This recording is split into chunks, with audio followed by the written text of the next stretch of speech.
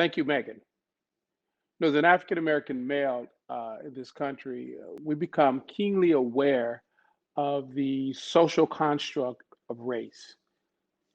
I can recall growing up in Detroit in middle school and watching a PBS special that was just released called Eyes on the Prize.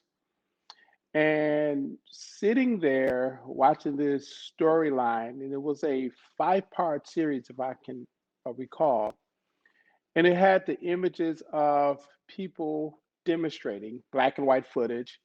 And this particular scene caught my attention. It was a very young boy, he was probably my age or younger, in the midst of the demonstration, or he could have been innocently there. And the police at the time had dogs attacking him, and he was crawling back. And it went from there to another storyline of the fire hose and the high pressure of the fire hose pushing people against the wall. And the storyline went on. It's an important history, but for me at that time, I became so enraged watching those images, understanding that these individuals were simply trying to march for freedom. And that's what all the signs said, marching peaceful march for freedom. And out of nowhere, I was standing up on the couch, punching air, just enraged, fury, in fear. Just it was fascinating now that I think about it. And so when the Breonna Taylor decision came down, I was doing an interview, and the reporter asked me, "How do you feel in hearing it?" And I said, for far too many of us, we have low expectation that the justice system will be just for us and or our community. And the disappointing decision of the grand jury not to charge a single officer for the murder of Breonna Taylor, but only to charge one officer for shooting and the bullet lodging through a neighbor's apartment. I didn't get as enraged as I did the day I was on that couch in the living room, but it's a constant reminder that the system of justice is not always just for African Americans. And matriculating through high school and finding myself in college in Mississippi and HBCU, Tougaloo College, and turning on the screen one evening only to see the evening news report of a black man being beat by multiple police officers with batons. He wasn't resisting, he was just curled up, and it was the Rodney King incident.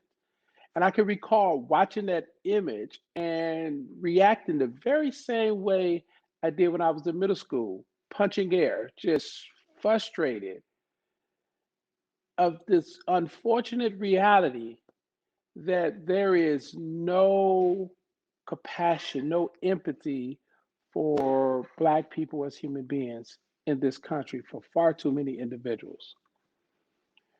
It also takes me to the time that I was driving my first car, and in a 7-day period that week, I was pulled over every day by the same two officers, and they performed the same routine of checking the car as if I was a drug dealer. Now, what was unique about this car? It was a beat up old car. Had a floor. I had a hole in the floor. And one of the times they pulled me over, my friend, we had just graduated from high school. He was in the police academy. And he was like, "Officer, I'm in the police academy." And they pat him down, and he was just issued a service revolver. And there was immediate reaction, said, "I'm in the police academy." And they looked at the badge and they gave it back to him. No explanation. They went away. And that last day when they went to pull me over and I was pulled up in front of my house, and my mother was like, what are you pulling him over for him now? You've done this all week. Only to fast forward, after the Rodney King incident, there was a young man on my street on 23rd and Warren by the name of Malice Green, who had been beat by these same two officers. The level of expectation of a justice system that truly provides justice for African Americans is an unfortunate narrative that spanned decades. It's a narrative that requires more of us to do things that are necessary to ensure that equal protection under the law is afforded to everyone. Whether it's the four little girls that are being bombed in Birmingham, and that this who would think that someone would bomb a church and you have four girls in there, choir rehearsal, Sunday school, Bible study, whatever the case may be, or Charleston, South Carolina, Dylan Ruth, and he go and he massacre individuals who are there for Bible study. To get arrested and the law enforcement officers treat him with more dignity than individuals who have been murdered and committed no crime, and they took him to a Burger King so he can have a meal before they take him into custody. It's a level of reality that far too many individuals have to live with, but it's a responsibility in this moment to change that narrative. In this moment, create a new value proposition that's inclusive of all of the citizens of this country, not just some. The social construct of race has had a impact on this nation's psyche in a way in which far too many people are being impeded to really accomplish their true potential. And how that feels to me personally is something that oftentimes I would find myself punching air because now I have children and I pray that they will have children. And at some point, we have to break this cycle of this value proposition that if you are born in this nation and you are African American or you are seen as other, that your life is irrelevant. It simply don't matter. The factual statement that Black Lives Matter is not a statement to exclude anyone. It's a factual statement because far too many individuals who have been charged with the responsibility to protect and serve, far too many individuals who get elected to office to design public policy to impact all of us, disregard that our lives also have value and it matters. It's an opportunity for this nation to finally come to terms with the value proposition.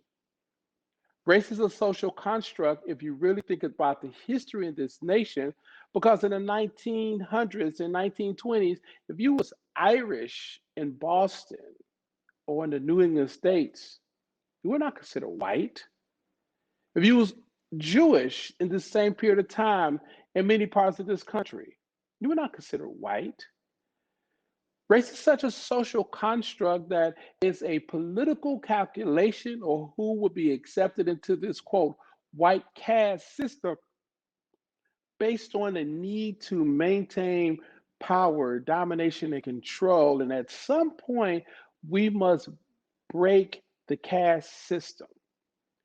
We as a nation could never really achieve our full potential if we suffocate the opportunities of a large set of individuals.